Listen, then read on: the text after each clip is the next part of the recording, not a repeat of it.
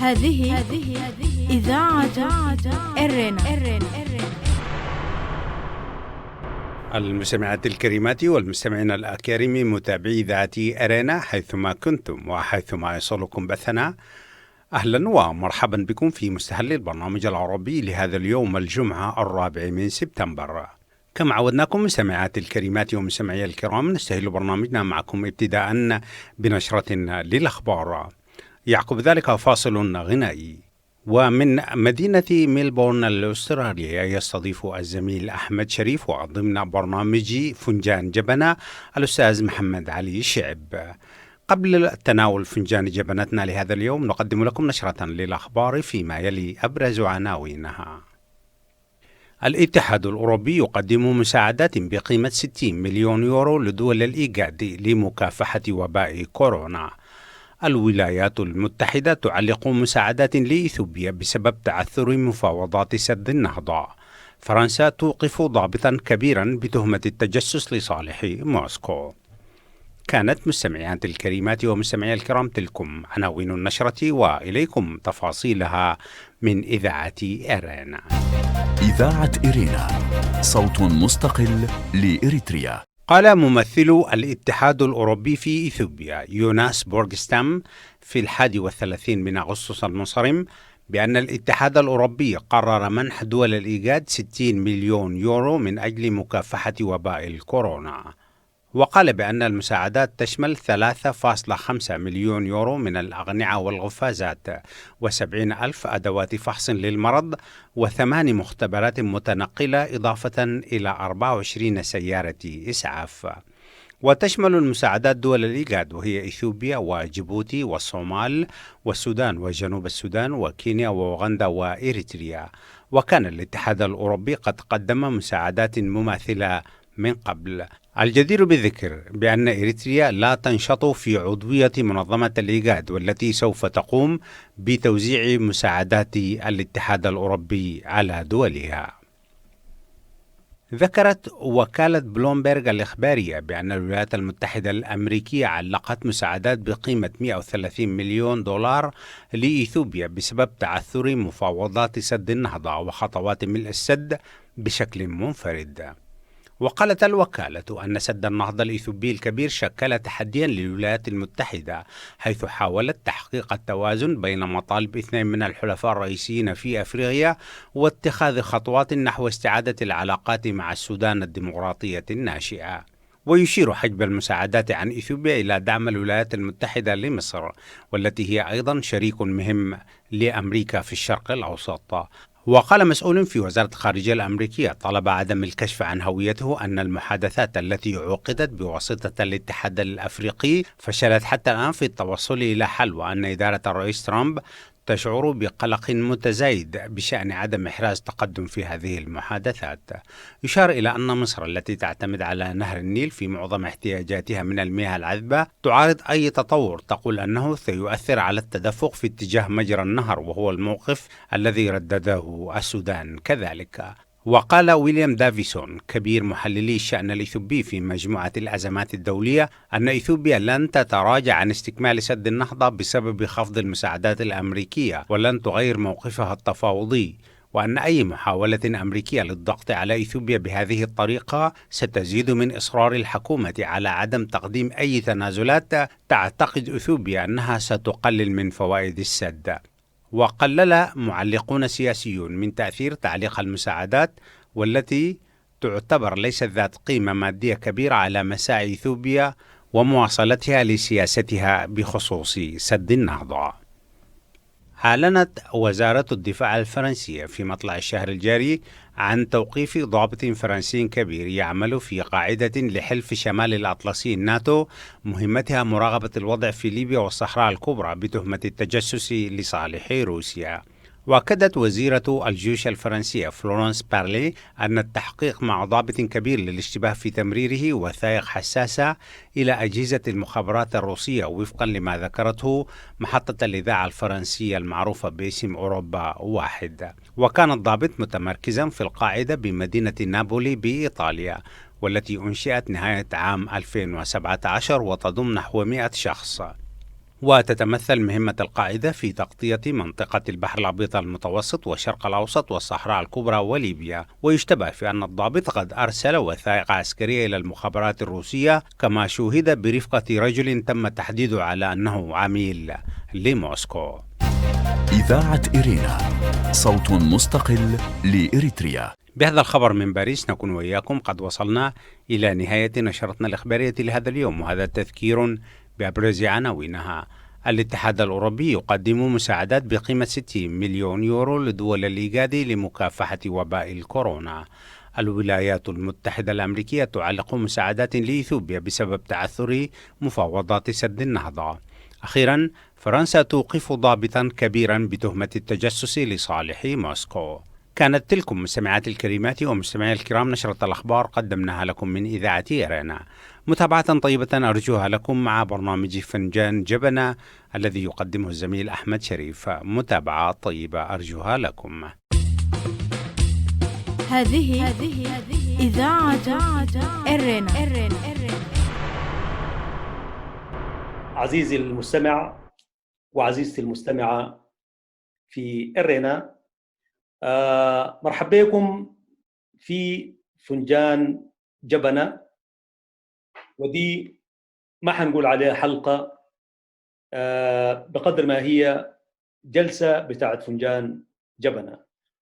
وقبل ما نقعد مع عزيزنا الماشيين معاه ونشرب معاه فنجان جبنة هذا الأسبوع، أنا بطلب من أخواننا في استوديو إيرينا في باريس، عليك الله يقولوا لنا البن شوية كده ويجهزوا لنا البخور والفناجين، لأنه عندنا ضيف كبير، والضيف ده بيجي في احتفالات سبتمبر. وحبيك أو يعني حقيقة أنت المفروض ترحب بينا، يعني عمنا ونحن حنكون في ضيافتك.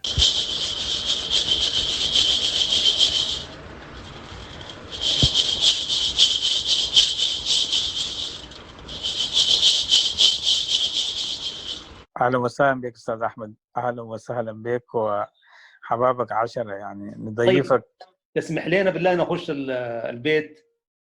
أدخل تفضل يا سيدي، وحبابك 10 والأسرة طيب. كلها في انتظارك. يعني نحن والله آسفين أخونا محمد علي، ما دقينا الباب يعني قبل ما نخش، وإذا دخلتم بيوتا فلا بد أن نستأذن طبعا. لا بيتكم يا سيدي، تفضل. الرينا دي حقنا وبيتنا، وشكرا جزيلا على الزيارة اللطيفة. تعال اشرب معاه القهوة ذاته. والله نحن أنت عارف الجماعة قالوا يعني عندكم جبنة كاربة. جبنا نحن مكدشين مظبطين وجايين ببخورة جايانا من اريتريا يا باشا. عاوز شنو؟ يا سلام يا سلام. طيب بالله قبل ما نشرب فنجان الجبنة معاكم اليوم في البيت، يعني أنا شفت إنه الشعب ده محتفل احتفال، يعني الشعب الإريتري محتفل الأيام ده احتفال رهيب بالفاتح من سبتمبر، وما جديد على شعبنا إنه يحتفل.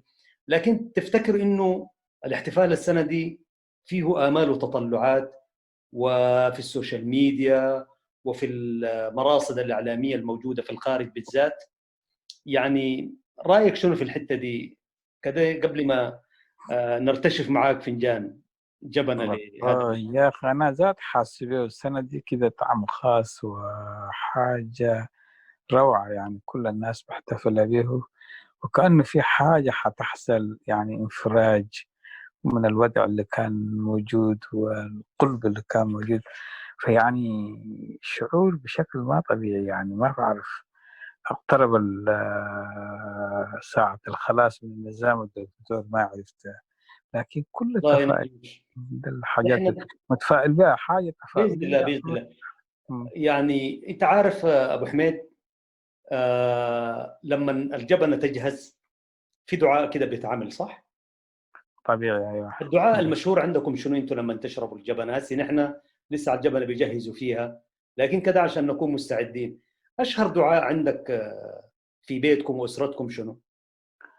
والله نحن نقول اللهم بارك عليها وزيد بركاتك إن شاء الله، وربنا يستر علينا ويستر على أمة كل المسلمين، ونبدأ طوالي في شرب الجمال مباشرة بعد هذا الدعاء يعني. وانت عارف ابو حميد الغالي، يعني في اريتريا كل يدعو بلهجته وبلغته بالمناسبه. طبيعي، أيوة. يعني البلين بيدعوا بكلمات لازم تكون فيها. اخواننا الجبرتة يدعو بالتجرينيا، والتجرايت الناس التجرى بالتجرايت. وانا خلينا اقول لك يعني الدعاء المعهود اللي سمعناه ونحن اطفال، يعني قبل ما يبدو في الجبنه بيقولوا قرص جباء سعاده جباء شيخ على الساجدين ونعم الولي صدقه ترفع البلاء مقبول على نيه. تعرف يا استاذ محمد الكلام ده كله بالعربي طبعا. يعني جبا ربنا بيعطي، جبا معناه ربنا بيعطيك الصحة والعافية، حاجات مختلفة. سعادة جباء ما يعني مقبولة مش كده؟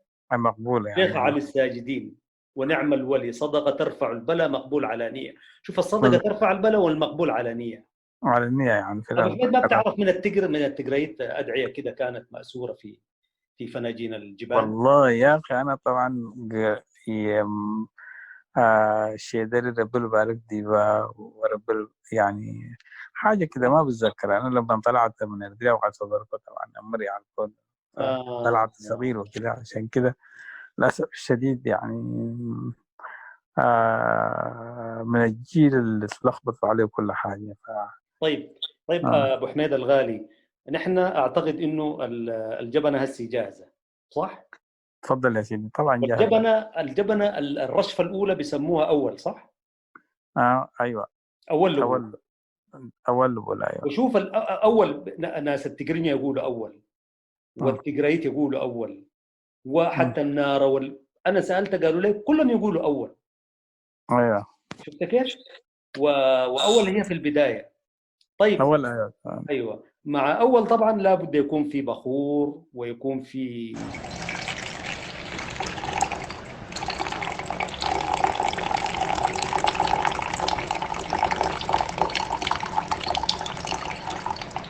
برضو لبان يستنى معاها، والبخور موجود طبعا، وكل واحد بيقدم إذا كان. لا بعدين في حاجة اسمها قرصبون صح؟ قرصبون في يعني انتوا مثلا في القبيله عندكم في التجري مثلا، عند الجبرتة وعند التجرينيا بيعملوا قرصبون، يعني بمعنى شنو؟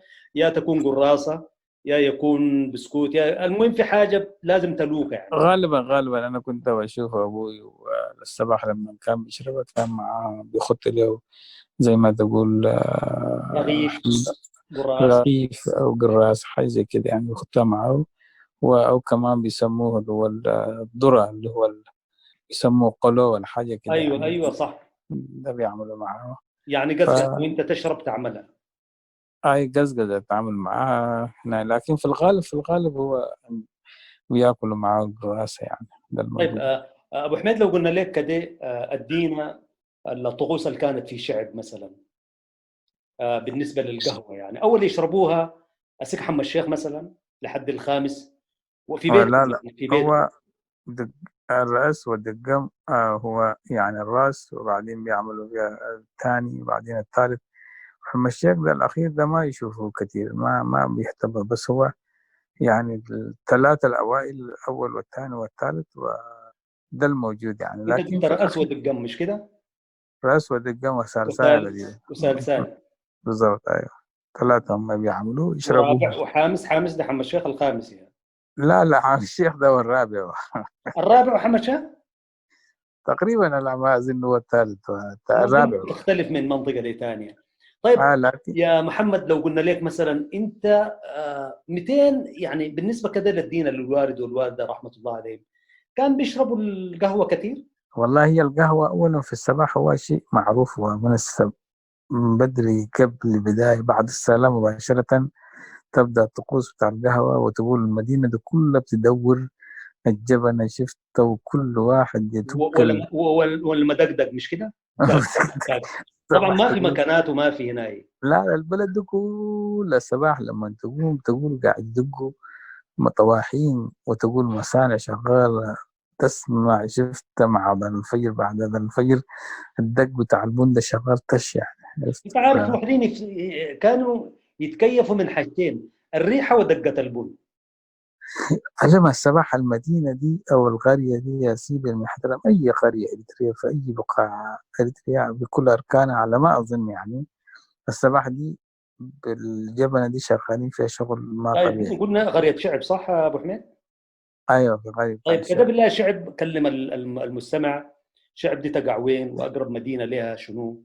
ونحن نشرب القهوه معاك وبونك حلوه يعني ما شاء الله يعني. والله الشعب دي هي في مناطق سمحية ومنطقة زراعية يسكنوها تقريبا عدد كبير من الناس. منطقة متآخمة للساحل وللسمهر، تعتبر منطقة وسط. الناس اللي بيسكنوها جزء من سمهر، وما الغالبية هي محافظة تابعة لمساوة لمساوية. نعم. مساوعة تبعد عنا ما يقارب حدود 40 كيلومتر أو 30 كيلومتر على ما أظن يعني. ده البعد من المساوعة. وشهدت طبعا أشهر مجزرة دموية. أكبر مجزرة وحصل وفي بداية الثورة استشهد فيها الشهيد حمص الشمسي، في يعتبر من القيادات الأولى لجبهة التحرير الإريترية.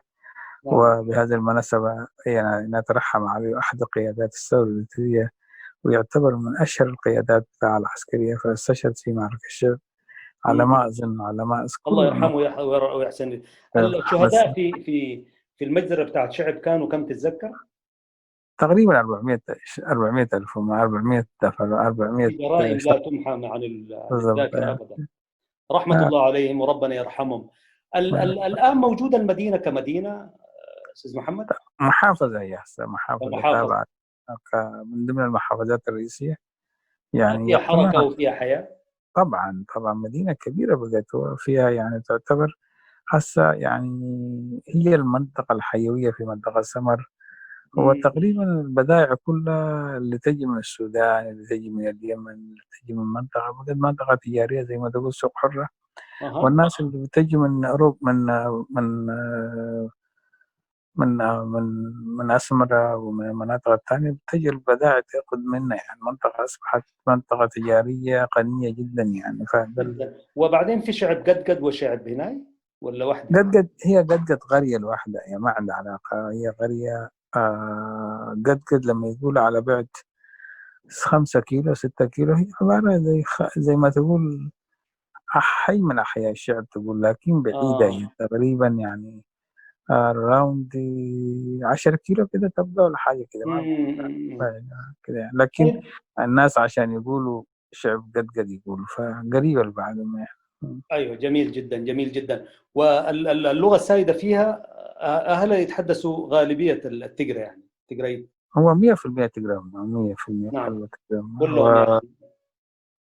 ايوه 90. وفي عربي طبعا اللي هم الرشايدة موجودين فيها، والعرب اللي هم السعوديين كانوا يقطنوها اللي هم بيسموا القسيس اللي اسمهم بسايسة. اشهر اسر من العرب السعوديين بالذات كانوا منو تتذكر تاريخ؟ ايوه بعرف، بيسموهم عتفاهم اللي بيقولوا على هسه في السعوديه موجودين بيعيشوا. وفي حد سخمه اللي بيقولوا هسه في السعوديه يسموهم آل مديني. فعوائل كثيره بعرف يعني ناس كثار. لكن احنا لما نحن فتحنا عيننا، لما نحن انا شخصيا لما فتحت عيني النادي القادر والشعب يعني مش السعوديه خلاص يعني. اخر عائله كان موجوده هي بالسخمة هي، وهذه أمهم أريترية هي الأولاد، وأبوهم من العرب وموجودين في السعودية. دي آخر أسرة أنا شفته كنت. هذه إذاعة إرينا. أوكي نحن يا أخي نسينا نرحب بالمستمعين مرة ثانية. أخونا محمد علي في فنجان جبنة، يا أخي نقول لكم تفضلوا يا أحبابنا المستمعين في كل مكان. وإن شاء الله نحن دائما في الجلسة بتاعت الجبنة دي دائما نصطحبكم معانا، وكل مرة حنمشي حتة من الحتات في بلدنا. تعرف محمد علي الشعوب الثانية لما نقول لهم فنجان جبنة، نحن طبعا في السودان وفي إريتريا بنقول جبنة للقهوة مش كده؟ بينما الشعوب الثانية بتقول قهوة مثلا. حصل صادفتك من اختلاف المفاهيم، وزي ما يقولوا انا جماعه كتار لما اقول لهم في مصر حنشرب جبنه. يا عمي جبنه ايه؟ لازم تقول قهوه يعني مثلا. فعندك ذكريات حاجات زي دي يا ابو حميد؟ والله أنا شوف القهوة دي أنا هسه مريت بالمنطقة العربية كتير. مثلا كنت بدرس في الأردن وكده، فالأردنيين عندهم القهوة العربية أول ما تجي ضيف بيستقبلوك بها، يعني فنجان، وإذا ما شربته، وحتى الفنجان يعني عنده طريقة معينة وطقوس معينة زي ترقصه إذا ما السعوديين يعني ركزت. مثلا. أيوة، إذا هم العرب في العموم يعني البوز دي لما يشربوك عندهم قهوة دي 24 القهوه ساعة العربيه. مولعة. مم. القهوة العربية دي ما مولعة زرقاء، هي بيضه كده. بيضة هي بس، والشيخ ده قاعد وعلى رأسه عنده شخص واحد متخصص يجي يعني أنت لما تجي الشيخ معناه هو رئيس القبيلة ورئيس العشيرة ورئيس مدينة. امم. أول حاجة ما تقعد معاه جنبه يقهوك، يقول لك نقهويك، يقول لك يعني شفت القهوه ايوه. القهوة يقول لك. فتديهم، إذا ما رقصت الفنجان معناه شنو؟ أنا شبعت شكرا. إذا ما رقصت يدزوك تاني مرة، يعني من أنت اذا حركته آه كده رقصته معناها كفايه، صح؟ كفاية معناه. لكن فالقهوة يعني في طيب أي ابو منطقة. حميد، ابو حميد هسه كده نخش عليك. انت هسه القهوه دي اكثر حاجه بتزبط راسك فيها شنو؟ هل مثلا لما يقولوها، بعدين عندنا طقوس طبعا في اريتريا والسودان زي ما انت عارف، لما يقولوها يشمموك ليها مثلا، وبتعمل بيدك كده بتاع هنا لا لا، في دول واحدين. هم الأخوة، دول الجماعة اللي بيعيشوا في مناطق كبسة أو كده، المسيحيين. انتوا في شعب هم. ما عندكم الحركه دي؟ لا لا لا، ما في شمام. اه. بون صيني وكده ما في، ما تشم البن وكده ما في ما. طيب انت تشربها. هسي، 200 يعني لما ترتشف منا الرشفه الاولى، السحبه الاولى، هي بتضرب الراس ولا الجلسه ذاتها بحد ذاتها؟ في واحدين بيقول لا لك أنا الجبنه لا جلسه. لا، هي شوف حاجة، الجبنة هي جلسة هي، والنكتة اللي فيها والعائلة اللي تجتمع فيها والونسة الحلوة فالأكثر مما تشرب القهوة يعني الونسة، وحتى طريقة التمر وطريقة الحاجات تقدم معاه وكده. صح. يعني شخصيا برتاح للونسة. واعتقد كمان يا ابو حميد اذا وافقت، يعني انا اقول انه الجبنه في البروسيس حقه، يعني يعني انت تشرب وبعدين تكيها من جديد، وبعدين تنتظر، وبعدين تصبوها كده بطريقه وتنتظر. التتابع ده بيخلق نوع من التجديد التآلف والتشويق، يعني زي بالضبط. السلسله بتاعت برنامج يعني، ما زي الشاي. بالضبط. الشاي لا لا، قرار وبتاع وخلاص، مش كده؟ الشاي ده حالة مختلفة، لكن القهوة يعني شوف، القهوة في كل دول العالم. الآن نحن هنا في استراليا مثلا، يعني الصباح يا أحمد أنت لو تشوف صف القهوة، الناس اللي حتشرب القهوة تقول تقول دي دواء يعني. زي ما قلت لك لما كنت بشرب في الشعب، يدق القهوة من الصباح، شفت المدقدق ده ويدق ايوه. البن هناك، المدينة كلها تدق من الصباح. كمان الناس صافة في الصفوف بتاع القهوة يعني فمن الصباح. اي والله. فحاجة غريزة. أقول لك شنو يعني القهوة يعني احنا ما دي. دايرين نتكلم عن جانب الكافيين اللي لا فيها لا، أنا قصدي أنا عارف هي والهناء، عامل لكن اجتماعي هي عند كل آه. الشعوب تقريبا. عند الشعب كل الشعوب، لكن نحن هسه جبنتنا تختلف عن جبنتنا. نحن أكثر مما تكون في ناس وأبائنا وأمهاتنا كانوا ولف ماخذينها، هي عبارة عن طقس معين، وإذا ما شرب أي عوامل بتاع غذاء بيشوفوها وقاعدة فيها ونسة. وحتى ذاته الأب والأم لما يقعدوا في طيب اجتماع. ابو آه. حميد، انت طبعا ودائما في الجلسات بتاعت القهوه طبعا تفتح فيها الملفات الخطيره، مش كده؟ بالذات مع الاب والام، واحيانا تناقش فيها القضايا المصيريه للاسره، مش كده؟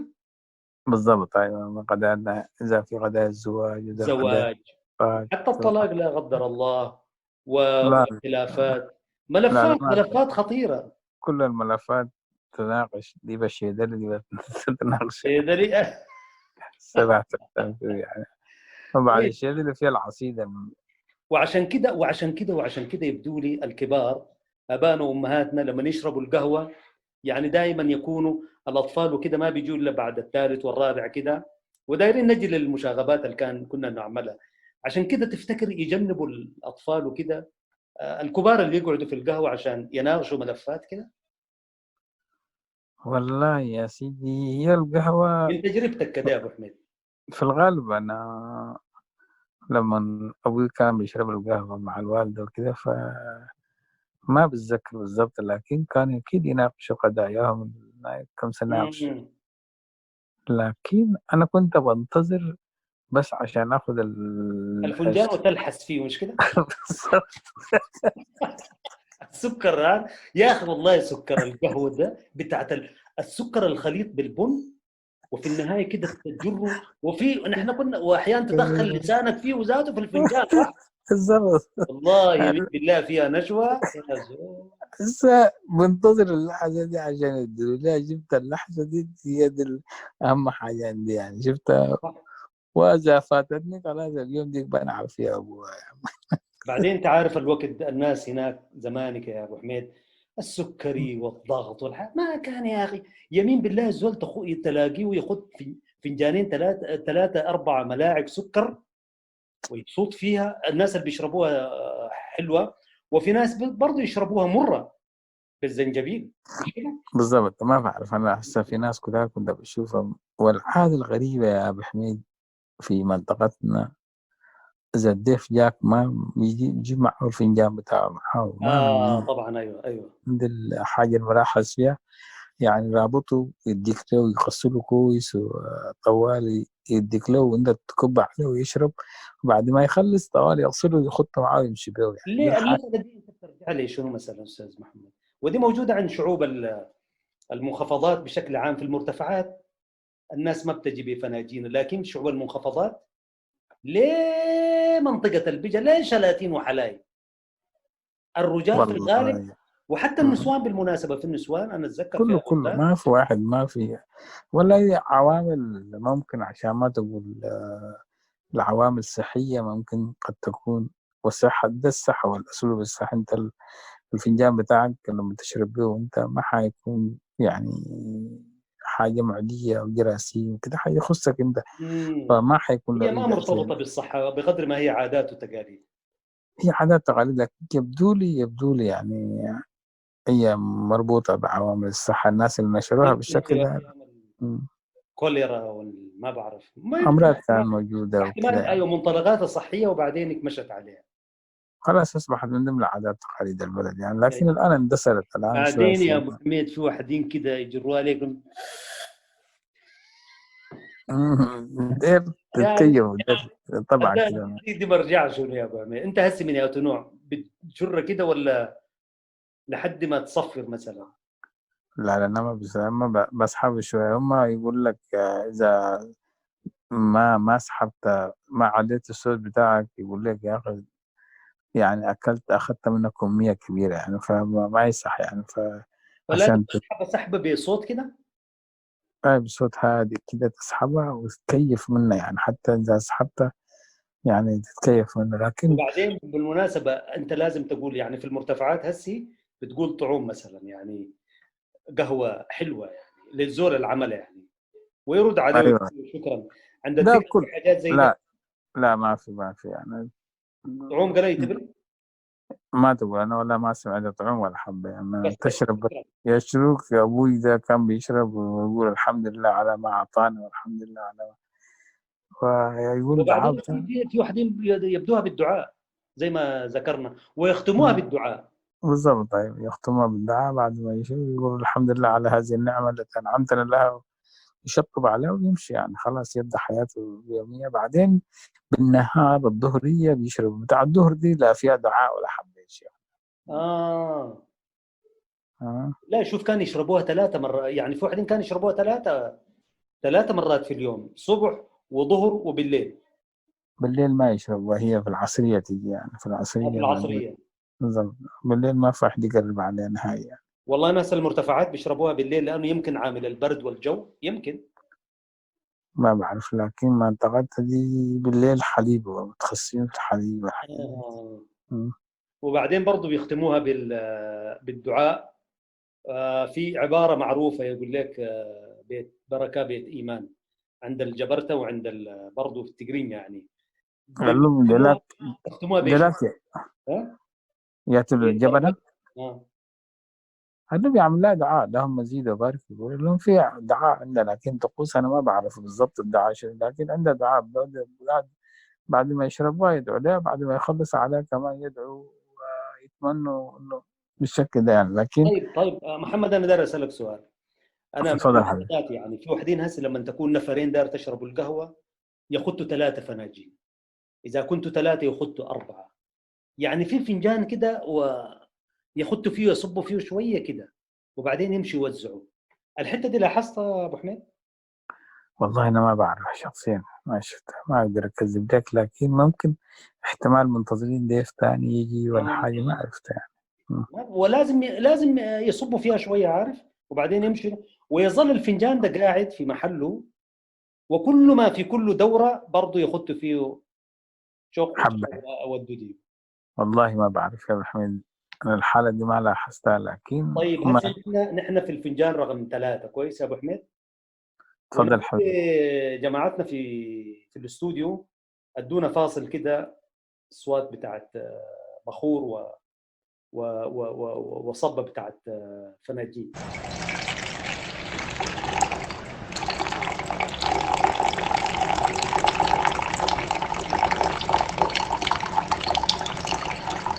يعني بخور عدن أقول لهم عليك. وبخور عدني، ايوه، حكايه البخور العدني والكرني. آه.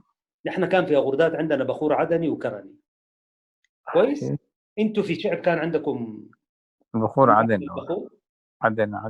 عدنيته. كرن، انت عارف كرن فيها هنا يعني. والله انت عارف انا هسي حاجه اللي بتكيفني في الجبنه هي البخور، عارف.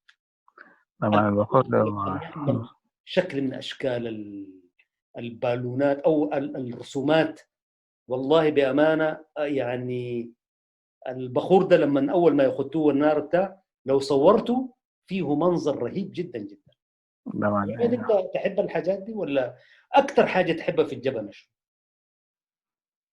أكثر حاجة بحب البخور والله. البخور ريحته ريحته. بس ولا شكله؟ لا، ريحته شكله. لكن لما يعني البيت يتبخر والناس تسمع تحس به حالة نفسية يعني، عشان تشعر به. تفتكر ابو حميد البخور، اعتقد انه القهوه كمان بالمواد اللي فيها بتشيل التعب والفتر من الانسان، لانه تشتغل في الاعصاب ويشعر الانسان باسترخاء كده. عشان كده في بلدنا زي ما انت عارف الضيف ما ده بعرف، لكن انت عارف حاسة اثبت انه انت من الصباح لما تقوم مباشرة بدون ما تعمل تمارين وبدون ما لما تتناول شوية نوع من ضغط الدم بيرفع كده، لكن يستحسن انت لو اديت دورة. لكن جماعتنا طبعا طول النهار حيلف يعني، حياخد جولات برجولهم وكده، لكن دي تقوم من الصباح من السرير ويلا دق الجبنة يا عم، ده من الحاجات. هسي انت تدق الجبنه كم يوم كده انتوا في البيت هسي يا ابو حميد؟ تشربوها يوميا، اسبوعيا، كل 3 ايام؟ لا، نحن اسبوعيا وما عندنا يوميا. ياتي يوم. نحن يوم الأحد عشان نعمل شنو يوم الاحد كده؟ يوم الأحد إجازتنا هي، طبعا الناس كلها رايحة وكده يعني. طيب لو جاكم ضيف بتقولوا له قهوه؟ طبيعي يعني. تستشيروه ولا بس طوالي تشدوا لا نبعد له تمام ونشد له ونعمل ضيف لو جاء، ده حالة استثنائية هي يعني نعمل له. وتعرف انت في بلدنا هناك زي ما انت عارف اكرام، يعني لما يعملوا لك قهوه يعني اكرموك ومرحب بك يعني في هناك بالضبط يعني. هسه وفي كمان يسبقوها باكل بالمناسبه.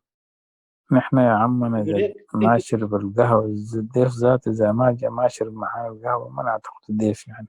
الشاهي ده ما داخل في القائمة بتاع الضيوف يعني، واحد اديت الضيف معناه ما احترمته يعني. طيب في منطقه الشعب اللي كنت في الزمن اللي كنت فيه، القهوه مربوطه بالاكل ولا بعد قبل ولا بعده مثلا؟ لا، أول حاجة بيدوك الأكل يعني. بعدين القهوه. برضه في المرتفعات كده، انا في غردات ما بتذكر يعني. لكن حسه وناس يعرفوا، والناس العائلة العادية الأب والأم أول حاجة يعني الصباح لما يعملوا القهوة بيخطوا مع القراسة وكده لكن إذا عندك الفنجان اللي شربناه معك يعني كان فنجان ما شاء الله، يعني فنجان ذكرنا بتعب وتخومة يا سيدي، وحياتك. شكرا على هذه طيب الطقوس نحن قبل ما الجميلة. نختتم معك البرنامج ده، انت لما تشرب القهوة سيد شعب، بيقعدوا معك اولادك؟ طبيعي، كلنا العائلة هو انت نقعد مع والمدام بس براكم؟ كلنا، نحن ندق أولادي على يتعلموا يقولوا. اكثر واحد معلق بها من الاسره، في واحد ما في واحدين يقول لك يا اخي ما داير اشرب. لا، البنت الكبيرة بتشرب معها تقعد متكيف يعني. بتسهر بيك القهوه؟ يعني في واحدين اذا شربوها يقول لك ما اقدر انوم، لازم اشربها بكير يعني. والله يا أحمد، أنا زمان ما كان عندي العادة دي، لكن حاسة قاعد أشربها مباشرة. إذا شربت قهوة الساعة 7 ولا 6 يعني الليل أنا ما بنوم خلاص، يعني يكون معلق معي. يعني معناها عجزت يا ابو. اي زول شفت اي زول يشرب القهوه ما بينوم، دي مؤشرات. انا زمانك والله وانا اشرب القهوه انوم، عارف؟ بالضبط، أنا زمان بشرب عادي. اليوم اللي ما بشرب فيه سهران يا ليل يعني. فانا اقول دي علامات الكبر يبدو لي كده. الله أعلم. والله قد تكون أنت استخدمتها كثير وكده يعني، يعني أنا بعد الساعة 4 ما بقيت أقرب عليها خلاص يعني. في واحدين كده، ايوه في واحدين كده. انا لو سالتني يا ابو حميد، نحن بنشربها 3 ايام، اللي هو أنتم يوم الاثنين والأربعاء والجمعة. يوم الاربع اللي هو شيخ عبد القادر جيلاني، نقول كده رسمي. شفت كيف؟ نحن نصوفيها، وبعدين نشربها يوم الجمعه باعتباره عيد، ونشربها يوم الاحد برضه باعتباره اجازه. يعني ماشيين فيها زياده، الله اعلم، ربنا يستر يعني. يا سيدي بدينا نحن يوم واحد طبعا بدينا يوم واحد وشغالين يوم الإجازة بتاعنا، يوم الإجازة بتاعنا. كم دور يا ابو حميد؟ بتشربها لحد الكم؟ لحد 23. 3 بس؟ هي من لا. نحن بنشربها لحد الرابع. طيب ابو حميد، هي ليه بتحلوى وماشي هي بتحلوى؟ يعني في واحدين يحبوا الاول هسه، في واحدين يحبوا الثاني. انا بالنسبه لي كل ما مشت الثاني احلى من الاول، والثالث احلى من انا بيني وبينك انا بحب الثالث يا احمد. بالله بحب الثالث خالص لانه خفيف خفيف. ايوه وتستمتع به خالص يعني. بالله عليك، الله رايك في الجلسه دي شنو يا ابو حميد؟ جلسه حلوه وهذا، وربنا يزيد ان شاء الله، وربنا يعطيك العافيه ويرينا كمان ربنا يمد عليك. الله ما في نكته كده تقولها لنا؟ إذاعة إرينا، صوت مستقل لإريتريا. أنا من الناس اللي ما بحفظ النكت، لكن بتتذكر نكتة تذكرت نكتة، مش كده؟ والله يعني واحد مرة واحد صاحبنا قال واحد من الزعماء جبا كان ماشي يلتقي مع واحد زعيم ثاني يعني من القيادات، فقال له يا أخي، وذاك طبعا عنده حارس يعني والحارس 2 حراس بقى. فالحارس بتاعت الأول كان معاه شوية بزاز بتاعت يسكر كان يعني. فجاء الثاني قال له يا أخي أخو جماعة جاي ينسقوا جوا، نحن كمان ما ننسق. قال له، فقال له يا أخي لا ننسق ولا حبة. قال يعني عشان ما يشاركوا بالله يعني. ننسق. قال له فالتنسيق يعني أنا كل ما أتذكر كلمة تنسيق بتذكر الجماعة دي بضحك لما يقول والتنسيق. طبعا أنت بعدين عشان شغال في السياسة، اللجنة التشريعية وتنسيق البرامج والحاجات دي كثيرة موجودة. بالضبط. أخواننا المشاهدين وعفوا المستمعين والمستمعات الفضليات، كنتوا معنا في فنجان جبنة، وحاولنا نشرب فنجان اليوم في شعب، وأدانا طبعا أخونا محمد علي يعني طقوس شرب الجبنة في شعب، ذكرياته، وبرضه لمح لي إنه الناس بتشرب الجبنة هنا في أستراليا، الخواجات ومن والاهم يعني. نحن الكل يشارك. نتمنى تزورنا ثاني المستمع الكريم والمستمعة الكريمة، ترافقونا في الجبنة القادمة إن شاء الله. مع تحياتي، معكم في الفنجان أحمد شريف، وفي الجبنة يعني صاحب الفكرة ورائد هذا البرنامج أخونا فتحي عثمان. الظاهر فتحي يحب القهوة كثير. أليس كذلك؟ باين على فتحي. شربت معاهم لما مشيت باريس؟ طبعا يعني شربت معاه وكل حاجة، استمتعت والله. ما هو عائلة تحب يشرب الجبن الجبن، يعني. يشرب القهوة. هو فتحي يبدو لي أخذها من أسمر هذه العادات. لما كان صغير أنا ما كنت أشوف، لما كان شاف في السودان وكذا بعرفه، بس ما كان عند الحاجات دي. أنا لكن بقول لما وحي البرنامج ده ذاته جاي من جلسة جبنة في بيته يعني. في هو جاي من بيته، لكن أثرت عليه الجلسات بتاعت أسمر. لما كان في أسمر موجود أثرت عليه خالص يعني.